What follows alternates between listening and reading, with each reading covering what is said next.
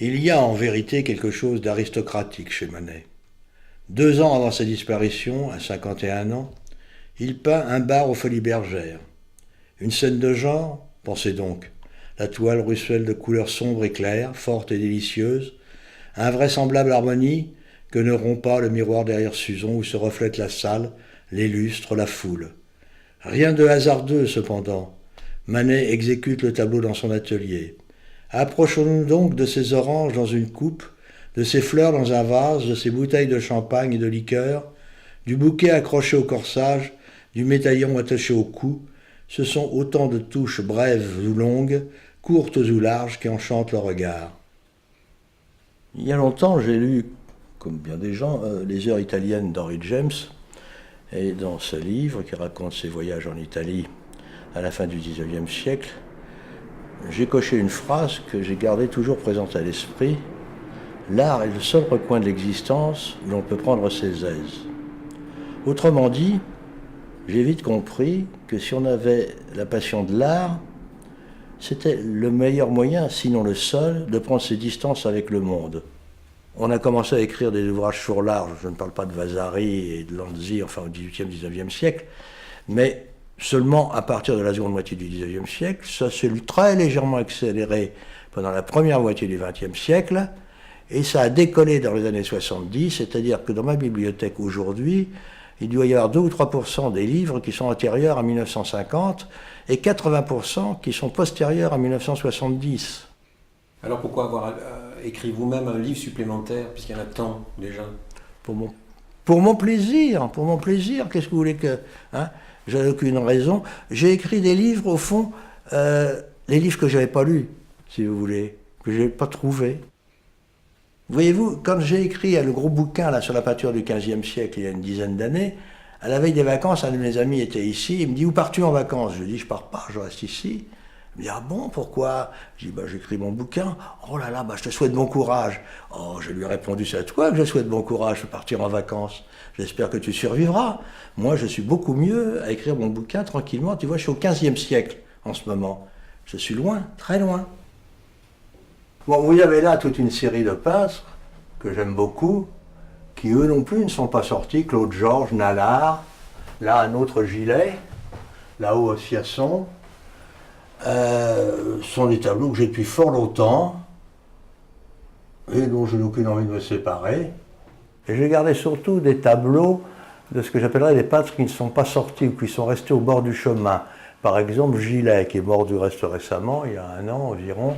Et puis Gilet a fait une très honorable, je ne dirais pas carrière parce que je n'aime pas ce mot pour un artiste, mais enfin une production extrêmement intéressante, a été fréquemment exposée. Gilet à ses débuts, dans les années 50, a fait un départ relativement fulgurant. Fautrier l'appréciait beaucoup, par exemple, disait que qu'il avait quand même quelques dons, et Fautrier était son aîné. Bien des gens qui écrivent sur la peinture moderne ne connaissent pas ou mal la peinture ancienne, parce que je pense que c'est inséparable. On regarde Giotto comme Pollock, c'est pareil, vous la regardez avec votre Père Dieu et avec votre cerveau. Hein. Donc, vous n'avez peut-être pas les mêmes réactions, les mêmes pensées, mais le phénomène concret est le même. Alors, lorsque vous connaissez bien la peinture ancienne, vous êtes mieux en mesure d'apprécier, comment dirais-je, le travail de l'artiste. Hein? La peinture ancienne est fondée sur l'imagination, la peinture moderne est fondée sur l'invention. Bon, l'invention c'est très bien, on peut avoir une très bonne idée, mais la réaliser très mal. A l'inverse, bien connaître la peinture moderne et contemporaine présente un avantage quand on approche des tableaux anciens. Parce que l'art moderne, depuis Manet en gros et après, a réussi à dissocier l'image de la peinture. Et quand vous êtes dans un tableau ancien, quand vous connaissez la peinture moderne, vous avez appris peu à peu à dissocier l'image de la peinture. Matisse et avant lui Thoré et d'autres, et Delacroix aussi, ont dit que ce qui n'était pas important, ce n'était pas le sujet. Hein. Et Matisse, je crois, a dit qu'on doit pouvoir apprécier, connaître, pénétrer un tableau à 10 ou 20 mètres sans avoir encore identifié le sujet. Si le tableau est vraiment bon, il se projette son énergie sur vous, alors vous ne savez pas exactement quel est le sujet. Cependant, Matisse, 35 ans, qui tâtonne depuis une dizaine d'années, oscillant entre un impressionnisme tardif et l'antinaturalisme décoratif cher à son maître Gustave Moreau, continue de méditer.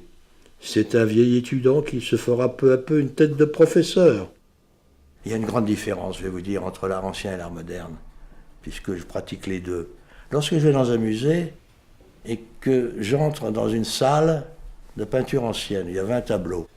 En général, je me mets au milieu et j'essaie d'attribuer ces tableaux, de penser qui l'a peint.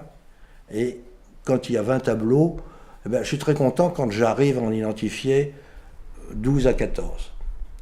Quand j'entre dans un musée d'art moderne contemporain, à 30 mètres, j'identifie 90% des œuvres qui sont là.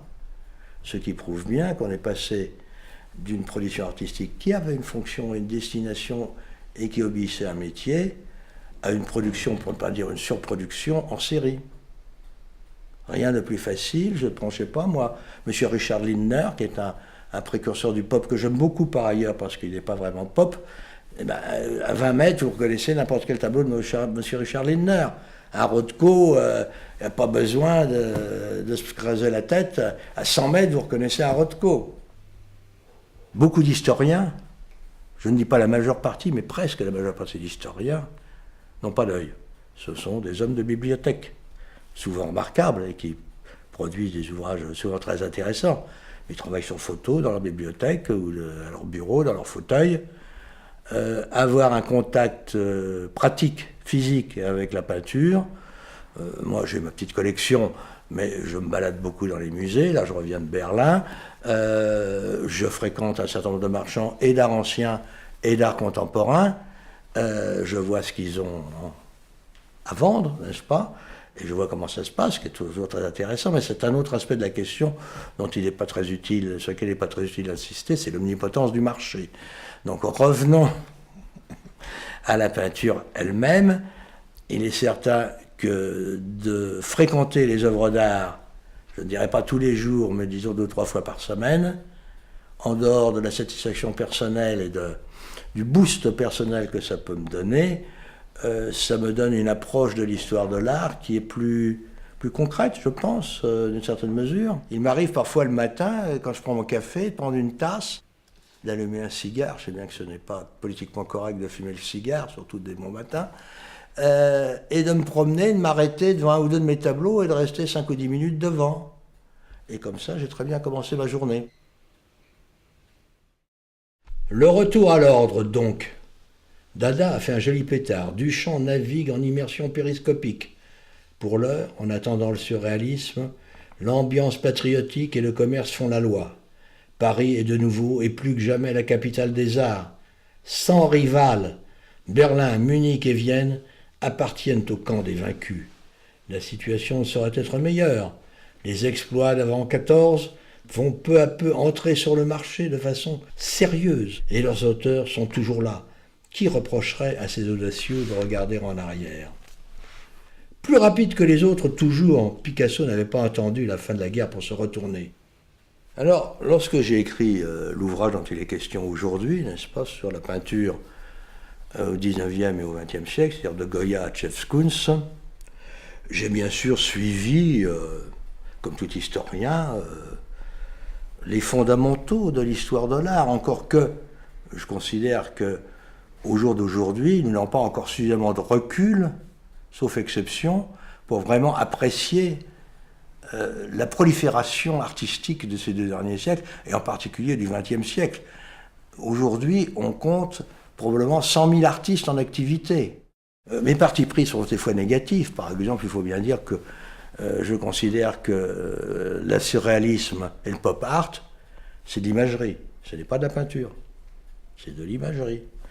Ça ne manque pas d'intérêt par ailleurs, parce que c'est significatif d'un état d'esprit à certaines époques. Pour le surréalisme, ça montre simplement l'impasse elle était arrivée à la peinture dans l'entre-deux-guerres. Donc le surréalisme pop art, j'en parle, oui, mais j'avoue que je ne vois pas quelle jouissance esthétique. Du reste, Breton récusait toute jouissance esthétique. Il disait qu'il fallait abolir toute ambition esthétique. C'est son droit. On a le droit de faire ce qu'on veut, bien entendu. Mais vous m'excuserez, les œuvres de M. Dali, de M. Magritte, c'est de l'imagerie. Alors quant au pop art, c'est beaucoup plus significatif encore. C'est après la guerre, il y a l'abstraction qui triomphe pendant 10 ou 15 ans. Pourquoi elle triomphe alors que les précurseurs d'abstraction viennent de mourir, ont été méconnus pendant presque toute leur vie, et eux, ils font un triomphe, parce qu'on ne sait plus quoi peindre. Après Auschwitz et la bombe atomique, c'est quand même difficile de peindre des jeunes femmes qui se déshabillent ou des fleurs. Mais le pop art épouse la société de consommation qui explose dans les années 60, et le pop art, c'est la vie quotidienne des gens, c'est la bagnole, le frigidaire, les jolies filles, etc. Et ça marche du tonnerre de Dieu, surtout grâce à l'habileté de quelques très grands marchands, en particulier de M. Castelli. Bon, pour terminer, on peut se demander pourquoi j'ai commis ce pavé après avoir commis un pavé sur le XVe siècle, c'est-à-dire aux antipodes de l'un de l'autre. Parce que l'art au XIVe, au XVe siècle, ça n'a pas grand-chose à voir, sauf ce que j'ai dit tout à l'heure sur la comparaison entre la peinture ancienne et la peinture moderne. Pour tout dire, j'avais commencé à écrire un petit pavé sur Manet, n'est-ce pas? Parce que c'est un peintre que je mets au sommet, bien au-dessus, avec Degas à ses côtés, juste à côté, et Cézanne, bien entendu. Je ne méprise pas, je ne dédaigne pas Monet, Renoir et les autres impressionnistes, mais dans ma perception, c'est quand même un peu en dessous. Bon, mais ça c'est une opinion personnelle. Et puis, ayant écrit ce truc sur Manet, j'en ai parlé à mon éditeur, qui m'a dit oui, c'est intéressant, c'est très intéressant, mais alors écoutez mon vieux, il faut parler après Manet et avant Manet. Et peu à peu, je m'y suis mis. Et puis, en réfléchissant bien, j'ai considéré un des topos de l'historiographie moderne, c'est dire que la modernité, l'art moderne commence avec Manet. À mon avis, c'est tout à fait inexact. Manet, évidemment, le Salon des Refusés, c'est une anecdote spectaculaire qui permet de dire que 1863, le Salon des Refusés, c'est là que ça commence. C'est pas là que ça commence. Ça commence, c'est ce que j'ai écrit, ça commence avec les peintures noires de Goya, qui est le premier peintre à avoir peint clandestinement, si je puis dire, en secret, ce qui lui passait par la tête, premièrement, et deuxièmement, qui dans la seconde partie de son œuvre, c'est-à-dire en dehors de son œuvre de portraitiste et de peintre de cour, est l'homme qui est le premier peintre qui a perçu ce qu'allait être le monde. Quand vous regardez les disparates ou les désastres de la guerre, c'est ce que vous voyez tous les soirs à la télévision maintenant. Voilà pourquoi j'ai écrit ce livre.